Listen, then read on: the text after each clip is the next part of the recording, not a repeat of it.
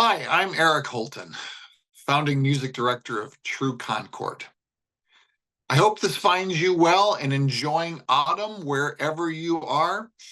Temperatures have finally cooled down here in Tucson, and it's a glorious time here in southern Arizona. I want to thank everybody for a really successful opening weekend for True Concord in our collaboration, our first ever collaboration with the Phoenix Chorale. We had three full houses, two in Tucson and one in Phoenix. We had a glowing review in the Arizona Daily Star. And this historic collaboration with the Phoenix Chorale, I hope, is one of many more to come. I can't tell you how satisfying it was to bring 48 voices, 48 Grammy honored voices, some of the best in our state together on an incredible program of music. And I'm grateful for all of you who were there and who supported the concerts. And I look forward to our next collaboration with Phoenix Chorale in the future. We're already making plans and tossing around some ideas with the folks up there. And so I look forward to that. Coming up, of course, we've got this month a collaboration with the James Sewell Ballet Company. We're going to talk more about that here with Tim Takach in a moment. Tim's Unfashioned Creature, the choral ballet based on the Frankenstein story, involves ballet, and a company that is based in the Twin Cities, originally based in New York City, but moved to the Twin Cities, a ballet with which Tim Takach has had a relationship, and for whom he wrote this choral ballet. We're going to talk about that more very soon. This program also features a world premiere of a work by Carlos Cordero. Carlos and I are going to be talking in a subsequent conversation, and we'll share that with you soon. It's an exciting new composition in that the text is by a local poet, Enrique Garcia, otherwise known as Q. What I wanted for this piece was a poem about Tucson in this 250th birthday year of Tucson. And so, as part of the Stephen Paulus Emerging Composers Competition, we have a new winner in Carlos Cordero. And he is setting this poem about Tucson by Tucsonan Enrique Garcia in its world premiere coming up here in November. So I look forward to talking about Carlos and sharing that conversation with you soon. Also on the program is Brahms's second set of love song waltzes, his Neue Liebeslieder Walzer. This is subsequent to his first set of love song waltzes, the Liebeslieder Walzer, which we performed last season. These are charming pieces, sort of music that explores the many moods of love, shall we say. Brahms was famously unlucky in love. He was a passionate man. We know that from his music, of course. He had amorous feelings for Robert Schumann's wife and Schumann's daughter. And he was sort of tormented, if you will, with unrequited love. And this Neue Liebeslieder Walzer in particular touches on some of those themes of unrequited love, but surely is brimming with Brahms's belief in love itself, romantic love especially. And these pieces are charming. They are heart-filled and passion-filled and kind of fun as well. And what's unique, too, about the second set is that we feature more of our soloists in it. So there are plenty of choral movements, but you'll also get to experience a number of our outstanding soloists in this second set of love song waltzes. So we look forward to presenting the Brahms, the world premiere of the Cordero piece, which is called Footprints, based on a poem about Tucson by Tucsonan Enrique Garcia, and the Southwest premiere of Tim Takach's Unfashioned Creature, a choral ballet on the story of Frankenstein. I'm joined now by our co-composer in residence, Tim Takach. Hi, Tim. How are you? Hi, Eric. I'm doing very well. How are you doing? Great. Great to see you. Where are we finding you right now? Are you up in the Twin Cities? I'm at home. I've been traveling for just about all of October, and I leave again tomorrow morning. But you caught me at a day here at home. Well, great. I'm glad. How's the weather up there? It's good. It's a brisk fall day. I love it. I love the change of seasons. Brisk can be good, and we define brisk a little differently, probably. It We was do. it was brisk here in Tucson. It was brisk here in Tucson this morning. It was 40 some on my way to drop my kid off at school, but it's going to be a pleasant afternoon. Yeah, I'd call that brisk for sure. Yeah, I think it qualifies. So Tim, I'm really looking forward to talking with you about your exciting new work, Unfashioned Creature, which is a Mhm. choral ballet on the story of Frankenstein. And I have to ask right away, what was the inspiration for this work? Well, I've been sort of digging into myself and trying to figure out how to make works that align with what I value as a person, what I like. And as you know, I'm a big fan of horror movies. And so I thought I wanted to write a piece that sort of aligned with that. And I liked Frankenstein because it was an intellectual property that was in the public domain. So I felt like I could do things with it without having to check with anybody. The story is so well known and loved that I felt like even going into it, the audience has an expectation of what's going to happen and what they're going to see and how it's portrayed. So as far as like an exposition of a ballet, you wouldn't have to explain a lot. So and Mary Shelley's prose is so beautiful. As I was rereading it, I thought this is a good choice of a piece. So that's sort of how I landed on Frankenstein. That's really cool. And yes, we share that common interest in horror movies, which I love. Is Frankenstein? Is it a horror story? I mean, how would you characterize this story? What is the story to you? Yeah, I mean it's so many different things, and I feel like when at the time it was written, it was a horror story because it was exploring things that were way beyond humanity's reach, as far as science fiction is concerned. And so the creation of this creature that in the story basically turns evil and murderous, and comes after its creator, was horror, but it's also science fiction. It's also in a way it's sort of an initial novel about artificial intelligence, and so it's a number of different things. And I think it's been because it's so general in its themes and so touching that it's survived all these years. So when I picked it, I was setting out to make a creepy piece. I wanted it to feel creepy. I wanted it to sound creepy, and I didn't hit that mark with it, but I hit a mark that I didn't expect, that I'm really proud of and glad of too. So it sort of like turned on itself as I was working with it, and I'm really happy with that direction. So I want to just follow up on that. So it didn't Yeah. hit the creepy mark that you were looking for, but you said it hit something else that you didn't expect. What was Yeah. that?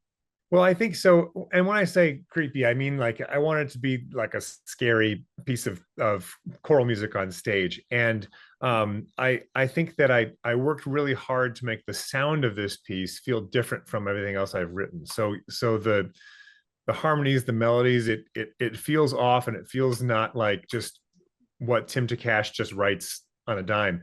Um, but as I was researching the libretto and figuring out what the piece could say, like literally what the choir would say, um, all these issues, these social issues, sort of floated up to the surface of who this creature is and how they're interacting with the world and what they're missing from the world, what they're missing from their creator, the fact that they were not taught how to interact with other humans, they were not taught how to love, they were not shown love from anybody. So they're in a place where they're at a deficit emotionally, and just trying to figure out how to be accepted, and in a world where they're being judged immediately based on how they look and how they acted. So these things are popping up as I'm reading this and thinking, this is really contemporary, these issues that we're constantly dealing with as people. And so that's sort of the emotional and narrative route that I took with it. And I think it's a better piece because of it, because it really touches you as a listener. I love that. So it must have been daunting to go through this famous classic and decide which texts you were going to select. Can you talk about your process in that regard? Yeah, I think at first when I was thinking about this piece, I was rereading the novel with an eye for the creature's monologues, and so I wanted all that text that the creature is saying out loud and internal thought processes and things like that. So I was basically saving all that aside and thinking, what if this piece were just from the creature's perspective? And then I was finding all these other passages of narration and description and some text from Victor Frankenstein himself, and they all sort of came together. Um, and the thing with Mary Shelley's prose is that it's long. It's long prose. It's convoluted. There are paragraphs that are all one sentence, and some of the language she uses does not necessarily bode well for choral singing. And so I did some exercises with it as an editor and sort of pulled out some of her prose and left some of it in the book, but basically editing it down so it used her words and phrases, and not to repurpose them, but just to use them in a way that it made a more impactful and economic choral libretto. So shorter phrases, really descriptive, and taking some of the longer comprehension out of her sentences and just like hitting it with short phrases and buzzes of words. So it's still her words and it's still her ideas. It's just organized in a different fashion. Yeah, that sounds like quite the process. And yet there are themes that come through in this libretto. There are themes that come through the novel, of course, but in the process of selecting these texts, there must have been some themes that you really wanted to key in on. Yeah, I think part of it was the what is expected of Victor as Victor creates this creature as a parent figure. Basically, what is then his role? And I think he abandons his role pretty early on as he's horrified by what he's done. Mhm. So there's no responsibility there. He doesn't follow up on it, and the creature knows that. And the creature says, I haven't been taught to love, and you haven't given me these things, and I've had to find them elsewhere. So that's a theme that shows up, sort of this like abandonment and self-discovery from the Yeah. creature's perspective, and then also this theme of that shows up when they finally are talking later on in the novel. The creature is saying, listen to me, like listen to what I have to say and believe me. And so there's that idea that they're not being heard, they're not being believed, and that's like one of the basic things they're asking for as far as what humanity can offer is the act of being listened to. And so that shows up a couple of times in the ballet as well. Well, in fact, you start the piece with those words, listen to me, and they come back at the end as well. It Yeah, sort they of do. bookended the piece. Hmm. Yeah, yeah. Let's I feel like that was a really strong theme, and I wanted to set it up as one of the main themes of just being heard.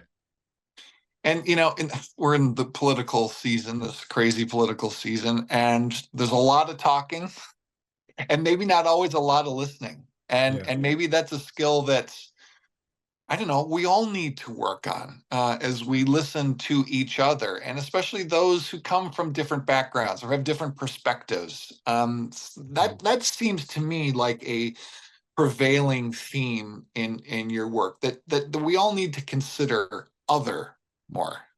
Yeah, I agree with that. I think that it's in our nature to want to enter into any conversation or situation with a desire to project ourselves onto others and let people know what we think and that we've thought about these things carefully and these are our opinions. And yet, I think there's so much to be gained if you go into a relationship or a conversation or a room wondering what you can get out of it by asking the right questions, being curious, listening to those around you, not with the intention of wanting to respond right away and to add on Yeah. to it, but just to get a sense of who people are. And I think you're right. I think that's missing in a lot of our interactions. And it's too bad because I think there's a lot we could learn from that. That's great, and we can learn that in through this piece of yours, which is really great, Tim. So you've talked about the text and the themes of the text. Let's talk about the instrumentation because it's a little unusual.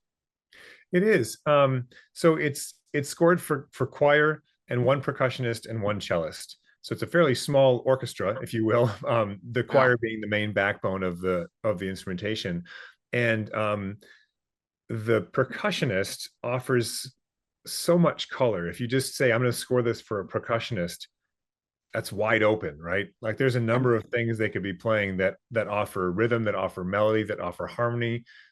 Just the attack of an instrument. There's so much color there, and I thought just having one person in the pit with, at that point I didn't know what they were going to be playing, but I thought for sure a mallet instrument, for sure some drums. Like what else can we do to get some character out of this player?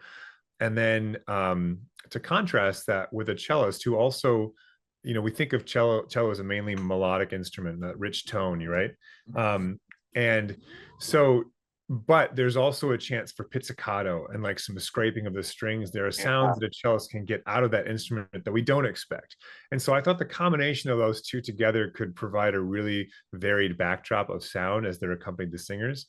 And then along the way, my wife Jocelyn and I have this set of metal tank bells, which are basically like, if you picture like an oxygen tank or a propane tank, if you cut those in half across, you have this bell shape, and they produce a really rich sound when struck, and they're all cut in different lengths and sizes to produce different tones. So I picked 3 of those that work really well together as a sonic backbone of the piece, and those show up a number of times throughout the piece. But they're really messy, they're really dirty. You hit them and you're not quite sure which note is the fundamental, because sometimes you hear so many overtones and harmonics above it, and sometimes even below what you're hearing is the fundamental, you're hearing more pitches below. So it's a really messy sound.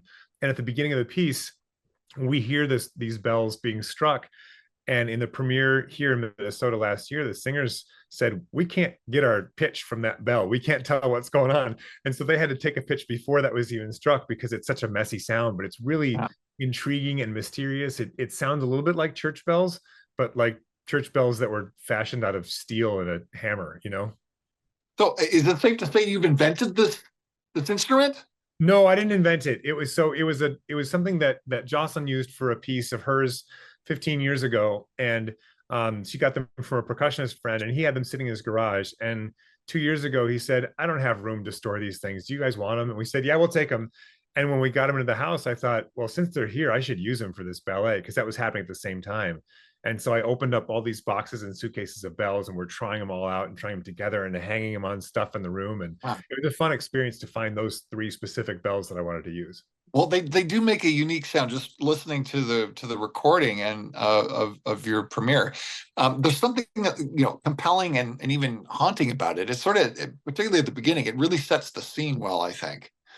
Yeah. So let's talk about why a ballet. Why did you want to incorporate a ballet into this work?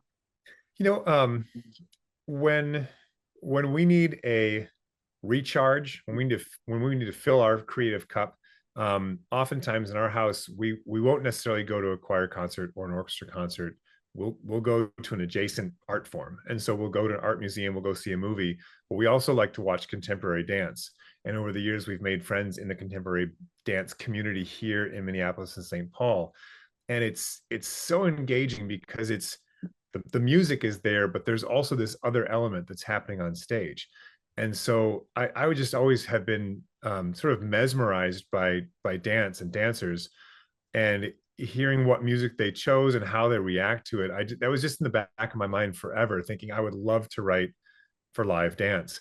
And so as my career had progressed and it never happened and never happened, never happened, I thought, okay, I'm finally just going to try to find a way to make this happen, because I really want to do it. And I thought, I can't remember if I knew right away that the Frankenstein piece was going to be a ballet, or if it was just going to be more of an oratorio, and then I had the idea of adding dancers, but they happened pretty closely at the beginning of the creative process. So it was just a delight for me to write for this art form that had brought me so much joy, and sort of tickled my creative funny bone in a great way, where I could see dance on stage and say, oh, that's how that makes me feel. Can I write music that makes me feel that same way that these dancers do? So trying to figure that out too. I love it. We've collaborated with dance organizations in the past. UA Dance on a production of Bernstein Mass. We did a collaboration with the Artifact Dance Company here locally on a Benjamin Britten piece. I love dance too. I think it brings a completely different element to a production, and when you're melding music and dance, I think that engages audiences and performers even more deeply. Yeah. Tell us about the James Sewell Ballet Company and what how they got involved, why you selected them, and what they've been doing with the piece since. Yeah. So that the James Sewell Ballet has been a part of my adult life the whole time. I remember going seeing their performances when I was a college student and taking dance in college and going up to the cities and watching them perform. And just being really intrigued. And they have a really neat brand of contemporary dance where the craft is top notch, and they present it in a way that really draws the audience in. They welcome the audience in and say, "Here's what we're trying to say. Please receive it." Rather than sometimes you watch dance and you're not quite sure what to think and you're not quite sure what's being presented. But I think James Sewell Ballet wants you to access their work in a really nice way. And then years ago, when I was singing with the Ensemble Cantus, we collaborated with the James Sewell Ballet and did a piece with them on stage. So I got to know the company a little bit deeper at that point. Yeah. And one of their core members and choreographers, Penny Free, worked with Jocelyn on a couple pieces. And so it was just felt like a really natural progression for me to say, okay, now it's my turn to work with Penny and have her choreograph this. And we pitched it to James Sewell Ballet a couple of years ago, and they were excited about the idea and ready to come on board. So they were the company that premiered it in St. Paul, Minnesota last fall, a year ago, last fall. That's great. And did I read that they're doing another performance of it coming up soon? Yeah, there's a concert presenter in Minneapolis that's putting the piece on just the weekend before we'll do it in Tucson. So it'll be the same choir, it'll be the same musicians in the pit, and it'll be the same dance company just in a different venue. So it is basically a remounting of that same performance in a different space. Well, great. We're thrilled that they're going to be able to come down to Tucson, and I imagine as part of your larger vision, you imagine performances by them and choral groups all over the place. I would hope so. Yeah, we're really Penny is the choreographer. We're really working hard to try to find space on stage for this piece across the country. Excellent. So, Tim, what do you want our audiences here in Tucson to take away from the experience of Unfashioned Creature?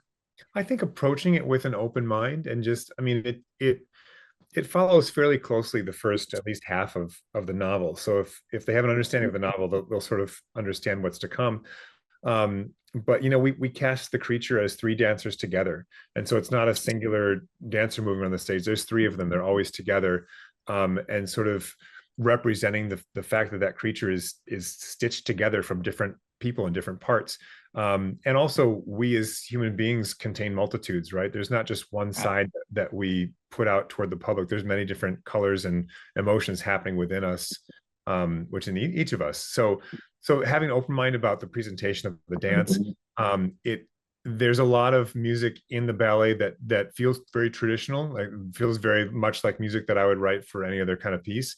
And there are some moments that I crafted specifically for this topic, for this ballet, and because it was accompanied by dance, I didn't feel like I had to hold the audience's attention just with music alone, because there are other things happening for them to engage with. So and it's a heartwarming story. I think it can teach us how to better engage with people that we don't understand, or that maybe we have an instinct to judge right away, but to sort of put that instinct aside and listen to them and see who they are.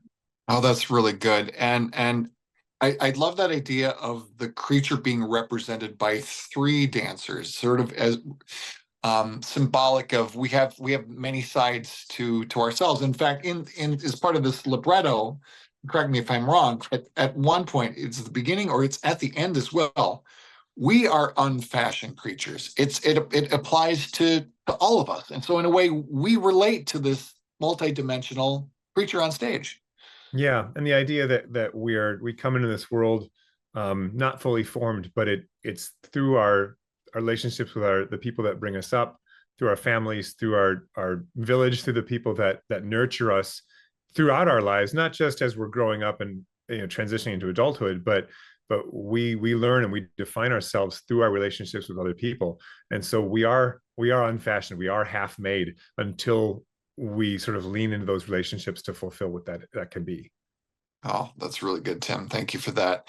Um, speaking of relationships, we love this relationship that True Concord has with you and Jocelyn as our co-composers and residents. I can't wait to have you back. You'll be here for this Southwest premiere, Yes, yes, indeed.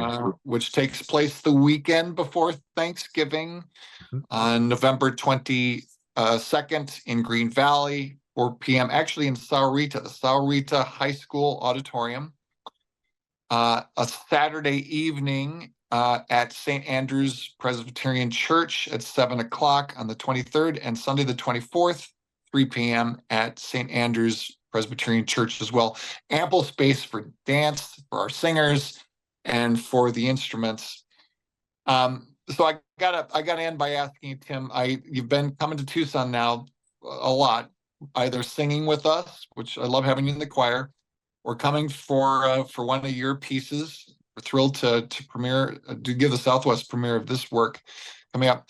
What is it about Tucson that you like?